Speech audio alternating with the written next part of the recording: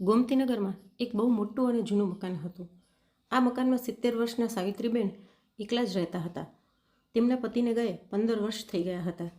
સાવિત્રીબેનના 3 દીકરા હતા અને ત્રણેય મોટા શહેરોમાં સારી નોકરી કરતા હતા. મોટો દીકરો સુરતમાં, બીજો રાજકોટમાં અને સૌથી નાનો અમદાવાદમાં પોતાના પરિવાર સાથે રહેતો હતો. બહારથી લોકો જોતા તો લાગતું કે સાવિત્રીબેનનું જીવન કેટલું સારું છે, એટલું મોટું ઘર અને સફળ સંતાનો. પણ આ મકાનની અંદરનો શાંતિ ભરેલો ખાલીપો અને સાવિત્રીબેનની એકલતા તો ફક્ત તેઓ જ જાણતા હતા. તેમના ઘૂંટણમાં ખૂબ દુખાવો રહેતો અને શિયાળામાં તેમને દમની તકલીફ પણ હતી. મકાન મોટું હતું પણ તેમની સંભાળ લેવાવાળું કોઈ પોતાનું નહોતું. ડિસેમ્બર મહિનાની એક ઠંડી રાત હતી. કચ્છમાં ભારે વરસાદ અને ઠંડો પવન ચાલી રહ્યો હતો. અચાનક સાવિત્રીબેનને શ્વાસ લેવામાં ખૂબ તકલીફ થવા લાગી. છાતીમાં એવો દુખાવો થયો કે જાણે કોઈ ભારે પથ્થર મૂક્યો હોય. તેઓએ કાંપતા હાથથી ઇન્હેલર શોધવાનો પ્રયત્ન કર્યો, પણ તે પથારી પરથી નીચે પડી ગયો હતો. તેમની આંખો આગળ અંધારું છવાઈ ગયું. તેમને લાગ્યું કે કદાચ આ તેમની છેલ્લી રાત છે. કોઈ રીતે હિંમત કરીને તેમણે મોબાઈલ લીધો અને પોતાના મોટા દીકરા વિનયને ફોન કર્યો. ફોન ઘણો સમય વાગતો રહ્યો. ઘણીવાર કોલ કર્યા પછી વિનયે ઊંઘમાં ચીડાઈને ફોન ઉઠાવ્યો. સાવિત્રીબેને હાંફતા હાંફતા કહ્યું કે તેમને તરત હોસ્પિટલ જવું છે અને તેઓ ખૂબ ડરી ગયા છે. પણ વિનયે બિલકુલ ચિંતા ન કરી. તેણે બેદરકારીથી કહ્યું, મમ્મી, તમે પણ રાત્રે 2 વાગે પેનિક થઈ જાઓ છો. મારે સવારે બહુ મહત્ત્વની મીટિંગ છે. મારી ઊંઘ બગડી ગઈ. તમે ગરમ પાણી પીને સૂઈ જાઓ. તમને હાર્ટ એટેક નથી આવ્યો. એમ કહીને તેણે ફોન કાપી દીધો અને મોબાઈલ બંધ કરી દીધો. સાવિત્રીબેનના ગાલ પર આંસુ વહી ગયા. મોતના ડર વચ્ચે તેમનું પોતાનું લોહી જ તેમને એકલા મૂકી ગયું હતું. પછી તેમણે પોતાના બીજા દીકરા રોહનને ફોન કર્યો. રોહન તે સમયે પાર્ટીમાં હતો. પાછળથી જોરદાર ગીતો વાગતા હતા. તેણે પણ કહ્યું કે તે ખૂબ વ્યસ્ત છે અને સવારે વાત કરશે. સાવિત્રીબેનનો શ્વાસ હવે તૂટતો જઈ રહ્યો હતો. પણ છેલ્લી આશા તરીકે તેમણે પોતાના સૌથી નાના દીકરા સુમિતને ફોન કર્યો. સુમિતને તેઓ સૌથી વધારે પ્રેમ કરતા હતા. સુમિતે ફોન ઉઠાવ્યો, પણ માનો હાંફતો અવાજ સાંભળ્યા પછી પણ તેને દયા આવી નહીં. તેણે કહ્યું, મમ્મી, હું અમદાવાદમાં છું. ઉડીને તો આવી શકું નહીં ને? તમને તો હંમેશા ધ્યાન જ જોઈએ. સવારે કોઈ રિક્ષા બોલાવીને તમે જ ડૉક્ટર પાસે જઈ આવજો. વારંવાર ફોન કરીને મને પરેશાન ન કરો. હવે સાવિત્રીબેનનું દિલ સંપૂર્ણ રીતે તૂટી ગયું. તેમણે ફોન પથારી પર ફેંકી દીધો. દુખાવો અને શ્વાસની તકલીફથી તેઓ જમીન પર પડી ગયા. તેમને સમજાઈ ગયું કે જે દીકરાઓને તેમણે બહુ તકલીફ સહન કરીને ઉછેર્યા, એ દીકરાઓ માટે તેમની જાન કરતાં પોતાની ઊંઘ અને મોજ મસ્તી વધારે મહત્ત્વની છે. જમીન પર પડવાનો જોરદાર અવાજ સાંભળીને નીચે ભાડે રહેતી એક કોલેજની વિદ્યાર્થીની નેહા જાગી ગઈ. તેને શંકા લાગી અને તે તરત ઉપર આવી. દરવાજો અંદરથી ખુલ્લો હતો. તેણે જોયું કે સાવિત્રીબેન જમીન પર તડપી રહ્યા છે અને તેમનો શ્વાસ બંધ થવાનો છે. નેહાએ એક ક્ષણ પણ વેડફ્યા વગર તરત એમ્બ્યુલન્સને ફોન કર્યો અને તેમને નજીકની મોટી હોસ્પિટલના ઇમરજન્સી વોર્ડમાં લઈ ગઈ. ડૉક્ટરોએ તરત સારવાર શરૂ કરી. ડૉક્ટરે નેહાને કહ્યું કે જો તેમને હોસ્પિટલ લાવવામાં 10 મિનિટ પણ મોડું થયું હોત તો તેમનો જીવ બચાવવો શક્ય ન હોત.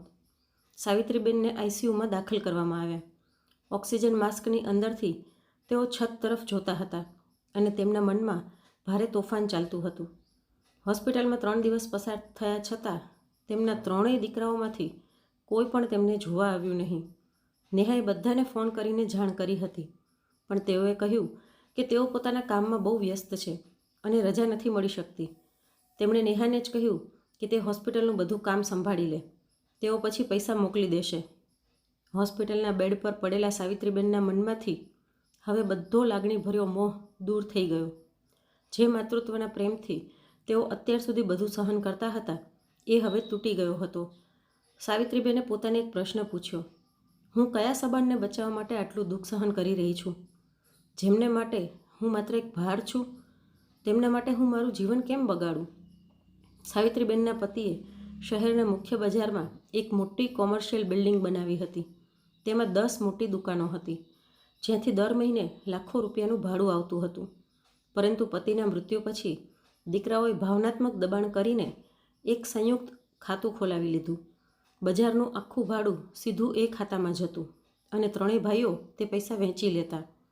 હવેલી અને દુકાનોની માલિક સાવિત્રીબેન જ હતા, પરંતુ તેમને દર મહિને ફક્ત 5,000 રૂપિયા જ આપવામાં આવતા.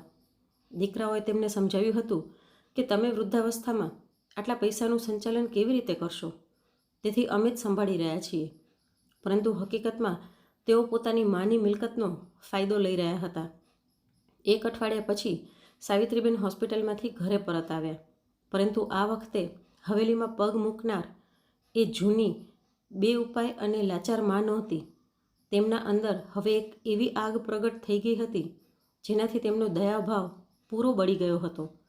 તેમને સમજાઈ ગયું હતું કે તેમના દીકરાઓ તેમને મળવા માટે રાહ નથી જોઈ રહ્યા, પરંતુ તેમની મોતની રાહ જોઈ રહ્યા છે, જેથી તેઓ આ કરોડોની હવેલી વેચીને પૈસા મેળવી શકે. જેમ જ તેઓ પોતાના રૂમમાં ગયા, તેમણે સૌથી પહેલાં આંસુ લૂછ્યા. પછી જૂની અલમારી ખોલી અને તેમાંથી એક ભારે લોખંડનો બક્સો બહાર કાઢ્યો. આ બક્સામાં તેમના પતિના બધા કાનૂની દસ્તાવેજો, મિલકતના કાગળો અને વસિયત રાખેલી હતી. સાવિત્રીબેને ચશ્મા સાફ કર્યા અને ધ્યાનથી કાગળો વાંચવા લાગ્યા. કાગળો તપાસતા તપાસતા તેમને એક એવો દસ્તાવેજ મળ્યો જેને જોઈને તેમની આંખોમાં અજબ ચમક આવી ગઈ. આ પાવર ઓફ એટર્નીનો કાગળ હતો, જેમાં વર્ષો પહેલાં તેમના દીકરાઓએ છેતરપિંડી કરીને તેમની સહી કરાવી લીધી હતી. આ જ કાગળના આધાર પર ત્રણેય દીકરાઓ બજારનું ભાડું પોતાના ખાતામાં લઈ રહ્યા હતા. પણ આ કાગળોમાં એક બહુ મહત્ત્વની વાત લખેલી હતી, જે સાવિત્રીબેનને આજ સુધી સમજાઈ નહોતી. હકીકતમાં આખી મિલકત તો સાવિત્રીબેનના નામે જ હતી અને તેઓ જ્યારે ઈચ્છે ત્યારે આ પાવર ઓફ એટર્ની રદ કરી શકતા હતા. તેમના પતિએ મૃત્યુ પહેલાં બધું તેમની પત્નીના નામે કર્યું હતું, જેથી વૃદ્ધાવસ્થામાં તેમને કોઈ સામે હાથ ન ફેલાવવો પડે. પણ પોતાના જ દીકરાઓની ચાલાકી અને છેતરપિંડીના કારણે તેઓ પોતાના જ ઘરમાં ભિખારી જેવી સ્થિતિમાં જીવતા હતા. બીજા દિવસે સવારમાં સાવિત્રીબેને પોતાના પતિના જૂના અને વિશ્વાસુ વકીલ રામલાલને ઘરે બોલાવ્યા. વકીલ સાહેબ સાવિત્રીબેનની હાલત જોઈને ખૂબ દુઃખી થયા. સાવિત્રીબેને સીધી વાત કરી અને કહ્યું કે તેઓ પોતાના ત્રણેય દીકરાઓને આપવામાં આવેલી પાવર ઓફ એટર્ની તરત જ અને હંમેશા માટે રદ કરાવવા માંગે છે. આ સાંભળીને વકીલ સાહેબ આશ્ચર્યચકિત થઈ ગયા, કારણ કે તેઓ જાણતા હતા કે સાવિત્રીબેન પોતાના દીકરાઓને ખૂબ પ્રેમ કરતા હતા. પરંતુ જ્યારે સાવિત્રીબેને હોસ્પિટલમાં થયેલી આખી ઘટના કહી, ત્યારે વકીલ સાહેબની આંખોમાં પણ આંસુ આવી ગયા. તેમણે તરત જ બધા જરૂરી કાગળો તૈયાર કર્યા અને સાવિત્રીબેનના હસ્તાક્ષર કરાવી લીધા. એક જ નિર્ણયથી ત્રણેય દીકરાઓના હાથમાંથી તેમની કમાણીનો મોટો સ્ત્રોત છીનવાઈ ગયો. એ જ દિવસે વકીલ સાહેબે બજારની બધી 10 દુકાનોના ભાડુઆતોને કડક કાનૂની નોટિસ મોકલી. તેમાં સ્પષ્ટ લખ્યું હતું કે હવે પછી કોઈ પણ ભાડુઆત સાવિત્રીબેનના દીકરાઓના ખાતામાં એક પણ રૂપિયો નહીં નાખે. બધાને નવો બેંક એકાઉન્ટ નંબર આપવામાં આવ્યો, જે સંપૂર્ણપણે સાવિત્રીબેનના નામે હતું. સાથે ચેતવણી પણ આપવામાં આવી કે જો કોઈએ જૂના સંયુક્ત ખાતામાં પૈસા મોકલ્યા તો તે ભાડું માન્ય ગણાશે નહીં, અને જો કોઈ નિયમનું પાલન નહીં કરે તો તેને તરત જ દુકાન ખાલી કરવી પડશે. સાવિત્રીબેને ફક્ત આ જ ના કર્યું, પણ બજારનું ભાડું જે છેલ્લા 15 વર્ષથી વધ્યું નહોતું, તેને આજના બજારના દર પ્રમાણે બમણું કરી દીધું. હવે અચાનક તેમના ખાતામાં લાખો રૂપિયાની આવક આવવાની શરૂ થઈ ગઈ. પછી આવતા મહિનાની 1લી તારીખ આવી. એ દિવસ જેની રાહ તેમના ત્રણેય દીકરાઓ આતુરતાથી જોતા હતા, કારણ કે આ દિવસે તેમના ખાતામાં સહેલાઈથી લાખો રૂપિયા આવી જતા હતા. મોટો દીકરો વિનય પોતાની પત્ની સાથે મોંઘી કાર ખરીદવા શોરૂમમાં બેઠો હતો. તેણે મોબાઈલમાં બેન્કિંગ એપ ખોલી તો તેનું દિમાગ ચકરાઈ ગયું. જોઈન્ટ એકાઉન્ટનું બેલેન્સ 0 હતું. તે ગભરાઈ ગયો અને તરત જ પોતાના 2 ભાઈઓને કોન્ફરન્સ કોલ પર જોડ્યા. ત્રણેય આશ્ચર્યમાં પડી ગયા કે ભાડુઆતોએ પૈસા કેમ નથી મોકલ્યા. જ્યારે તેમણે બજારના એક જૂના ભાડુઆતને ફોન કરીને ધમકી આપી, ત્યારે તેણે હસતા કહ્યું, હવે તમારી દાદાગીરી નહીં ચાલે. તમારી માએ નવી કાનૂની નોટિસ મોકલી છે અને અમે બધું ભાડું સીધું તેમના નવા ખાતામાં જમા કરી દીધું છે. આ સાંભળતા જ વિનયના પગ નીચેની જમીન સરકી ગઈ. તેણે તરત જ પોતાની માને ફોન કર્યો. ફોન ઉઠાવતા જ તે ગુસ્સેથી બોલ્યો, મમ્મી, આ શું કરી દીધું તમે? અમને પૂછ્યા વગર નોટિસ કેવી રીતે મોકલી? તમારું દિમાગ તો ખરાબ નથી થઈ ગયું ને? સાવિત્રીબેને શાંત પણ કડક અવાજમાં જવાબ આપ્યો, મારું દિમાગ તો અત્યાર સુધી ખરાબ હતું બેટા. જે હું તમારા જેવા સ્વાર્થી લોકોને પોતાના માનતી હતી. જે રાત્રે હું મોત સાથે લડી રહી હતી અને તમે લોકો તમારી ઊંઘ અને પાર્ટીમાં વ્યસ્ત હતા, એ જ રાત્રે મારું દિમાગ ઠીક થઈ ગયું. હવે મારી મિલકતનો એક પણ રૂપિયો તમને નહીં મળે. મફતનું ખાવાનું બંધ કરો અને પોતે કમાઈને ખાઓ. એમ કહીને તેમણે ફોન કાપી નાખ્યો. સાવિત્રીબેનના આ કડક જવાબથી ત્રણેય ભાઈઓની ઊંઘ ઉડી ગઈ. તેમને પોતાની માથી આવો વિરોધ ક્યારેય અપેક્ષિત નહોતો. તેઓ માને લાચાર અને અશક્ત માનતા હતા, પરંતુ તેમના આ નિર્ણયથી તેમની આરામદાયક જીવનશૈલી પર અચાનક બ્રેક લાગી ગઈ. વચલા દીકરાની પત્નીએ તીખો ટોન્ટ માર્યો, તમે તો કહેતા હતા ને કે મમ્મીના ગયા પછી આખી મિલકત આપણી થઈ જશે. હવે તો એમણે આપણો ખીચા ખર્ચ પણ બંધ કરી દીધો. સૌથી નાના દીકરા સુમિતની હાલત તો વધુ ખરાબ હતી, કારણ કે તેણે પોતાની EMIનો ચેક એ ભાડા પર આધાર રાખીને આપ્યો હતો, જે હવે બાઉન્સ થવાનો હતો. ત્રણેય ભાઈઓએ તરત એકબીજા સાથે વાત કરી અને કોઈ વિલંબ કર્યા વગર પોતાની નોકરી છોડીને પહેલી ટ્રેન લઈને કચ્છ જવાનો નિર્ણય કર્યો. 2 દિવસ પછી ત્રણેય દીકરાઓ પોતાની પત્નીઓ સાથે કચ્છની એ જૂની હવેલીના દરવાજા આગળ ઊભા હતા. પણ હવેલીનું દૃશ્ય જોઈને તેમની આંખો ફાટી ગઈ. હવેલીની બહાર વર્ષોથી જે ગંદકી પડેલી રહેતી હતી તે હવે સંપૂર્ણ સાફ હતી. ત્યાં એક નવો સિક્યોરિટી ગાર્ડ યુનિફોર્મમાં ઊભો હતો. જ્યારે તેઓ અંદર જવા લાગ્યા ત્યારે ગાર્ડે તેમને રોકી દીધા અને પૂછ્યું, તમે કોણ છો? દીકરાઓ ગુસ્સેથી બોલ્યા, અમે આ ઘરના માલિક છીએ. અમારી મા અંદર છે. ગાર્ડે સ્પષ્ટ કહ્યું, મેડમે કોઈ પણ બહારના માણસને તેમની પરવાનગી વગર અંદર આવવાની મનાઈ કરી છે. પોતાના જ ઘરના બહાર એક નોકર દ્વારા અપમાન થવું ત્રણેય દીકરાઓ માટે મોટો ઝટકો હતો. તેઓ બહારથી જ બૂમાબૂમ કરવા લાગ્યા, જેથી તેમની મા બહાર આવે. થોડીવાર પછી હવેલીનો મુખ્ય દરવાજો ખુલ્યો, પણ સામે જે સ્ત્રી ઊભી હતી તેને જોઈને ત્રણેય દીકરાઓ અને તેમની પત્નીઓ આશ્ચર્યમાં પડી ગયા. આ એ જ સાવિત્રીબેન નહોતા જે જૂની સાડી પહેરીને આખો દિવસ કામ કરતા હતા. આજે તેમણે સુંદર અને મોંઘી રેશમી સાડી પહેરી હતી. ગળામાં સોનાનો ભારે હાર હતો, જે તેમના પતિએ તેમને એનિવર્સરી પર આપ્યો હતો. તેમના ચહેરા પર હવે કોઈ લાચારપણું નહોતું, પરંતુ રાણી જેવો આત્મવિશ્વાસ અને તેજ દેખાતું હતું. તેમની પાછળ એક પ્રોફેશનલ નર્સ અને એક કેરટેકર ઊભા હતા. સાવિત્રીબેને પોતાની નવી અને આરામદાયક જિંદગીની શરૂઆત કરી દીધી હતી, અને એ પણ એ જ પૈસાથી જે તેમના દીકરાઓ અત્યાર સુધી ઉડાવતા હતા. દીકરાઓને સમજાતું નહોતું કે શું બોલવું. મોટો દીકરો વિનય આગળ આવ્યો અને ખોટા ગુસ્સાથી બોલ્યો, મમ્મી, આ શું છે? અમને પોતાના જ ઘરમાં પ્રવેશવા દેવામાં નથી આવતા, અને આટલો બિનજરૂરી ખર્ચ શા માટે? સાવિત્રીબેને હળવા વ્યંગ સાથે કહ્યું, મારું ઘર, મારા પૈસા અને મારી મરજી. જ્યારે તમે મારા પૈસાથી 5 સ્ટાર હોટલમાં પાર્ટી કરી શકો, તો હું મારા માટે નર્સ અને સિક્યોરિટી ગાર્ડ કેમ ન રાખી શકું? તમે તો આ ઘર વેચવાની રાહ જોઈ રહ્યા હતા ને? તેથી મેં વિચાર્યું કે તેના પહેલાં હું જ મારા પૈસાનો આનંદ લઈ લઉં. તેમણે આગળ કહ્યું, તમારા અંદર એટલી પણ માનવતા નહોતી કે તમારી બીમાર માને જોવા આવી શકો. હવે મારા ઘરના દરવાજા તમારા માટે હંમેશા માટે બંધ છે. વચલા દીકરાએ તરત જ પોતાનો અંદાજ બદલી લીધો. તે રડવાનું નાટક કરીને માના પગે પડી ગયો અને કહ્યું, મમ્મી, અમારી મોટી ભૂલ થઈ ગઈ. અમે ખરેખર કામમાં બહુ વ્યસ્ત હતા. કૃપા કરીને અમને માફ કરી દો અને પાવર ઓફ એટર્ની પાછી અમારા નામે કરી દો. સાવિત્રીબેને પોતાના પગ પાછા ખેંચી લીધા અને કહ્યું, તમારા આ નકલી આંસુઓની હવે મારા પર કોઈ અસર થવાની નથી. તમે લોકો ફક્ત પૈસા માટે રડી રહ્યા છો, મારા માટે નહીં. અને હા, એક વાત વધુ સાંભળો. મેં મારા વકીલ સાથે મળીને નવી વસિયત તૈયાર કરી લીધી છે. મારી મૃત્યુ પછી આ કરોડોની હવેલી અને બજારની બધી દુકાનો એક અનાથાલયના નામે કરી દેવામાં આવશે. તમને ત્રણેય ભાઈઓને મારી સંપત્તિમાંથી એક પણ પૈસો નહીં મળે. આ સાંભળતા જ વહુઓના ચહેરાનો રંગ ઉડી ગયો. સૌથી નાનો દીકરો સુમિત, જે હંમેશા પોતાની માતાને અવગણતો હતો, હવે વિનંતી કરવા લાગ્યો. તેણે કહ્યું, મમ્મી, તમે આવું કેમ કરી શકો? અમે તમારા જ સંતાન છીએ. અમારું ભવિષ્ય તો તમારા હાથમાં છે. સાવિત્રીબેને કડક અવાજમાં જવાબ આપ્યો, જ્યારે મારો જીવ જતો હતો ત્યારે તમારા માટે હું ફક્ત નાટક કરતી એક બુઢી હતી.